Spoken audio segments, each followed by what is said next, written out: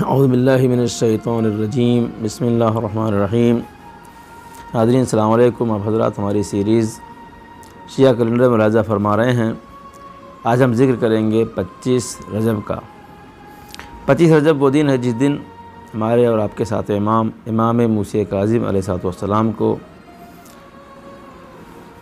سندی بن شاہق کے قید خانے میں ہارون رشید کے ذریعے سے زہر دلا کے شہید کر دیا گیا۔ 23 رجب کو آپ کو زہر دیا گیا اور 25 رجب سن 183 ہجری 183 میں جمعے کے دن آپ اس دنیا سے رخصت ہو گئے۔ 15 شوال سن 48 ہجرہ جب منصور دوانقی نے چھٹے امام جعفر صادق علیہ السلام کو زہر سے شہید کیا، اس وقت امام موسیٰ کاظم علیہ السلام کی عمر 20 سال کی تھی اور آپ امام ہوئے 20 سال کی عمر میں۔ 35 سال آپ امام رہے اور 55 سال کی عمر میں ہارون کے زہر کے ذریعے سے آپ اس دنیا سے رخصت ہو گئے۔ کہتے ہیں منصور دوانقی نے چھٹے امام کو شہید کیا اور پھر اس کے بعد اس نے 7ویں امام سے کوئی تعرض نہیں رکھا، آپ کو اس نے ستایا نہیں۔ لیکن اس کے بعد 10 سال مہدی عباسی خلیفہ رہا اور اس نے امام کو عراق بلا کر قید میں ڈال دیا۔ ایک رات مہدی عباسی خواب میں دیکھتا ہے کہ مولا کائنات حضرت علی علیہ السلام تشریف لائے ہیں اور قرآن مجید کی سورہ محمد کی آیت نمبر 22 تلاوت فرما رہے ہیں۔ امام نے اس سے مخاطب ہو کے قرآن مجید کی آیت پڑھی، هل عصیتم ان تولیتم ان تفسدوا فی الارض وتقطعوا ارحامکم، تو کیا تم سے کچھ بعید ہے کہ تم صاحب اقتدار بن جاؤ تو زمین میں فساد برپا کرو اور رشتہ داروں سے قطع رحم کرو۔ اس خواب کے بعد اس نے سمجھ لیا کہ میرے مولا کا کہنا کیا ہے اور آپ چاہتے کیا ہے، چنانچہ مہدی عباسی نے آپ کو قید سے آزاد کر دیا۔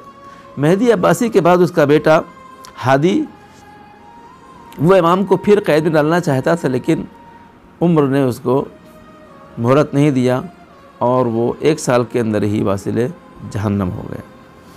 اس کے بعد سن 170 ہجری میں ہارون رشید خلیفہ ہوا اور اس نے امام موسیٰ کاظم علیہ السلام کو ایک قید خانے سے دوسرے قید خانے تیسرے قید خانے مسلسل قید خانوں میں رکھا اور آخر کار سن 83 ہجری میں اپنی خلافت کے 14ویں سال امام موسیٰ کاظم علیہ السلام کو زہر سے شہید کر دیا۔ مرزا دبیر نے 2 مصروں میں اس بات کو اس طرح نقل کیا، فرماتے ہیں کہ مولا پہ انتہائے اسیری گزر گئی، زندان میں جوانیوں پیری گزر گئی۔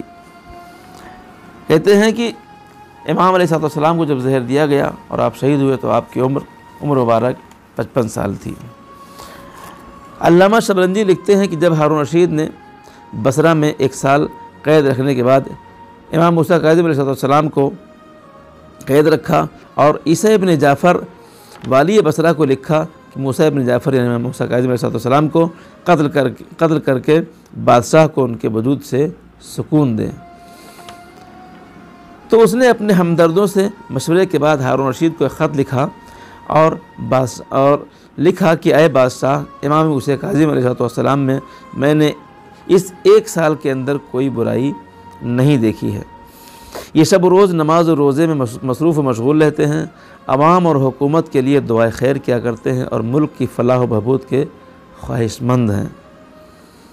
اے بادشاہ، میں ان کے قتل کرنے میں اپنے انجام اور اپنی عاقبت کی تباہی دیکھ رہا ہوں۔ چنانچہ اس نے قتل کرنے سے انکار کر دیا،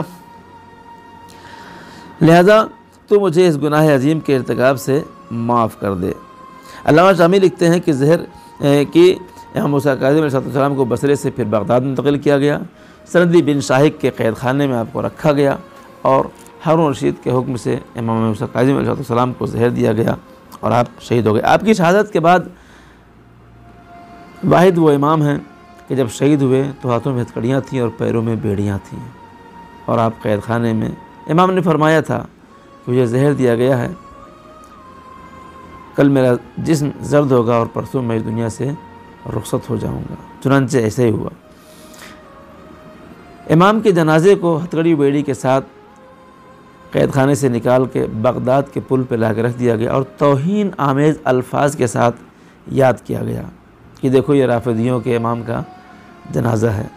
بادشاہ کے خوف سے کسی میں کوئی جرأت تو نہ تھی، لیکن کچھ لوگ آگے بڑھے اور انہوں نے امام کے جنازے کو حاصل کیا، غسل کفن کا اہتمام کیا۔ روایتوں میں لکھا ہے کہ آپ کو 2500 کا درہم کا کفن دیا گیا، جس کے اوپر پورے پہ قرآن مجید لکھا ہوا تھا۔ امام علی رضا علیہ السلام اس وقت مدینے میں تھے، باعجاز مدینے سے آپ بغداد تشریف لائے۔ اس وقت آپ کی عمر 30 سال تھی، اور آپ نے امام موسیٰ کاظم علیہ السلام کی نماز جنازہ ادا کی، اور بڑے ہی عزت و احترام کے ساتھ بڑے ہی دھوم دھام سے آپ کا جنازہ اٹھا، اور آج جہاں آپ کا روضہ ہے وہیں پہ لے آ کے آپ کے جسم مبارک کو دفن کیا گیا، اور آج وہ محلہ اور وہ جگہ کاظمین کے نام سے مشہور ہے۔ خدا لعنت کرے ان افراد پہ جو آل محمد پر بلا وجہ ظلم کرتے ہیں اور آپ کو کسی نہ کسی طریقے سے پریشان کرتے ہیں، قید میں رکھتے ہیں، ستاتے ہیں اور آخر میں شہید کر دیتے ہیں۔ ہم تسلیت پیش کرتے ہیں تمام عالم تشیع کو، تمام عالم اسلام کو، امام موسیٰ کاظم علیہ السلام کی شہادت کے موقع پر۔ خداوندہ ہم سب کو ہمارے امام کی معرفت کی توفیق عطا فرما، اور ان کے محبوں میں ہمارا شمار فرما، ان کی سیرت پہ چلنے کی ہمیں توفیق عطا فرما۔ والسلام علیکم ورحمۃ اللہ وبرکاتہ۔